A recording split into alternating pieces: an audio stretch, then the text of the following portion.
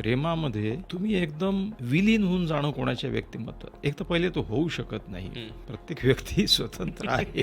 आणि दुसरं, इतका विलय सुद्धा बरोबर नाही आहे. शेवटी ती एक बॅरियर, एक लिमिट आणि एक तुमचं मी पण टिकलं पाहिजे ना. तुम्ही तर अस्तित्वहीन होऊन जाल. अहंकार आणि अहमभाव मध्ये हा फरक आहे. मग अहमभाव असला पाहिजे तर माणसाची ही वाटचाल या बॅलन्सची वाटचाल आहे. एका बाजूला आपल्या अंतःप्रेरणा आहेत ज्या मूलतः स्वार्थी आहेत. मला अन्न मिळालं पाहिजे, मला पुरेशी सिक्युरिटी मिळाली पाहिजे, मी समाजाचं काहीतरी देणं लागतो, इतर लोकही महत्वाचे आहेत, इतरांसाठी जगलं पाहिजे. म्हणजे समाजासाठी आणि स्वतःसाठी याच्या मधला बॅलन्स म्हणजे अहमभावाचा एक बॅलन्स. हा बॅलन्स सांभाळणं थोडंसं कठीण जातं कधी कधी. तुम्ही टिकाल तरच तुम्ही इतरांसाठी काही करू शकाल. तुम्ही विमानात प्रवास करता, तिथे एक सूचना असते, जिनको नहीं जमता है मास्क लगाना, पहिले अपना मास्क लगाइए, जॅकेट पहनिए और फिर उनको मदत कीजिए, त्यांची सूचना असते.